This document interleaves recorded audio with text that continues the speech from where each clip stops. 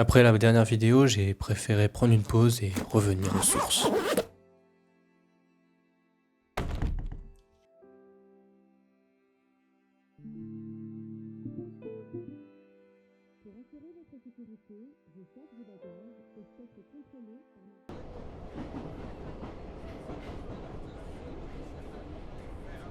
Bonjour et bienvenue dans cette nouvelle vidéo. Aujourd'hui, je vais vous parler de Charles VIII. Excusez-moi, vous ne seriez pas un sorcier? Écoutez, je crois que j'ai pas vraiment le choix. Et aujourd'hui, je suis accompagné de Flo. Les trois déesses décident alors de descendre de l'Olympe. Ah! Mais qu'est-ce qui se passe?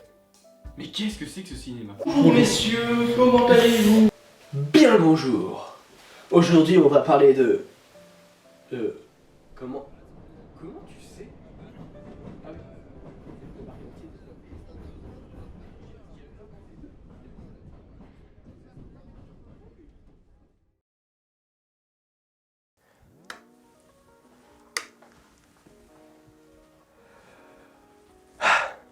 Bonjour et bienvenue. Aujourd'hui, nous allons parler d'archéologie. Nous allons commencer par parler d'un empereur romain oublié, puis de momies à la langue d'or, et nous finirons à Notre-Dame de Paris pour parler des sarcophages en plomb que nous avons retrouvés il y a quelques mois de ça.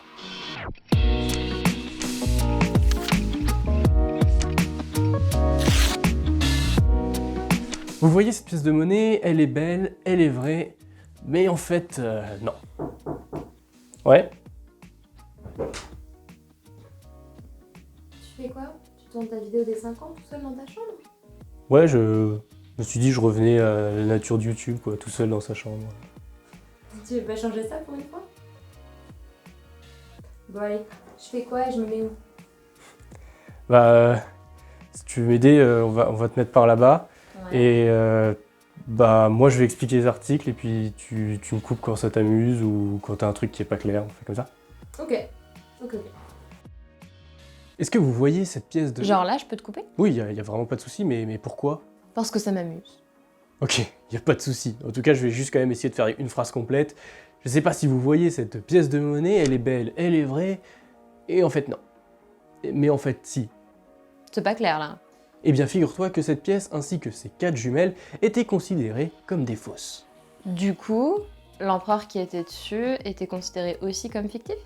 Exactement. En fait, Paul N. Pearson était en train d'écrire un livre sur l'Empire romain et il a décidé, pour avoir un peu plus de matière, d'étudier les photographies en haute définition de ces pièces. Et il s'est rendu compte qu'elles avaient des traces d'usure. Et ça peut pas être des fausses traces d'usure? En effet, ça pourrait, car déjà à l'époque romaine, il y avait des faussaires qui imitaient des traces d'usure sur les pièces pour pouvoir les faire passer pour des vraies. Il a dû donc pousser un petit peu plus la recherche et les comparer à d'autres pièces romaines utilisées et certifiées. Et alors? Verdict? Eh bien, elles sont identiques. Et en plus de ça, il y a un dépôt sur les pièces qui permet de les dater à environ plus de 2000 ans. Et on sait des choses sur l'empereur qui figure sur ces pièces? Jusque-là, en fait, on pensait que Spontianus, qui était du coup la figure qui était sur la pièce, était simplement un usurpateur qui avait essayé de prendre le pouvoir durant les guerres de 248 à 249. Et du coup, l'hypothèse est différente aujourd'hui? Aujourd'hui, on pense qu'il a réellement régné sur sa région, la Dacie, pendant qu'elle était en guerre. C'était une région assez éloignée de l'Empire romain et très convoitée pour ses mines d'or. Paul N. Pearson a une hypothèse à ce sujet. Les légions étaient là pour protéger les mines d'or et assurer l'exportation régulière de lingots vers Rome.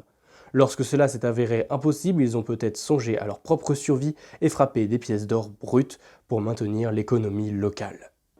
Et c'est comme ça qu'on se serait retrouvé avec des pièces avec la tête de Spontianus. Partie 2, les momies à la langue d'or. C'est pas très pratique ça pour parler.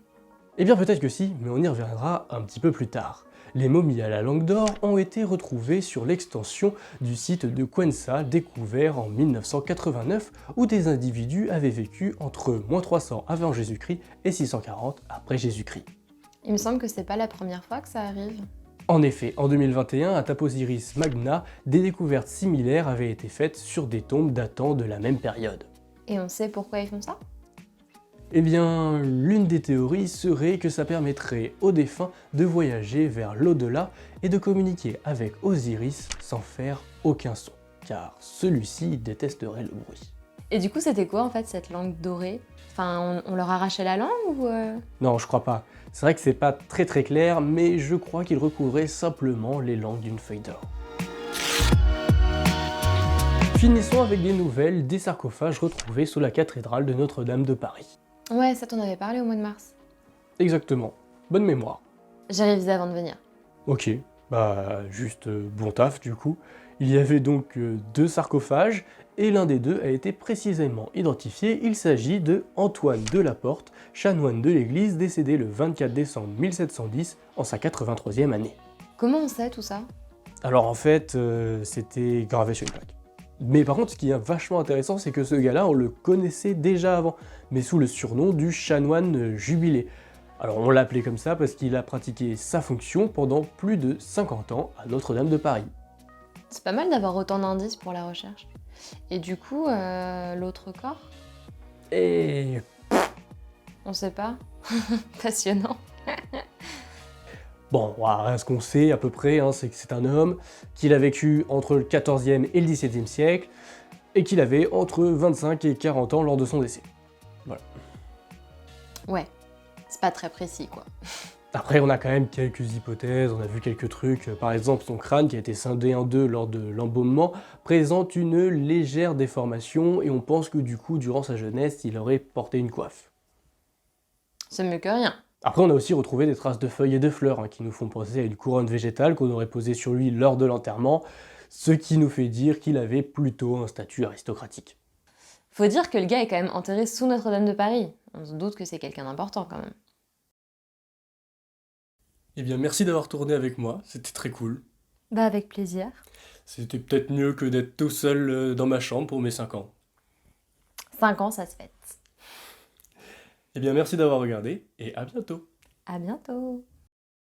Bref, pour conclure, je sais pas du tout ce que je fous là. Pour conclure, c'est en cherchant qu'on va trouver, même si on trouve pas toujours ce qu'on veut. Ça y est, je crois que je suis prêt à repartir pour 5 ans.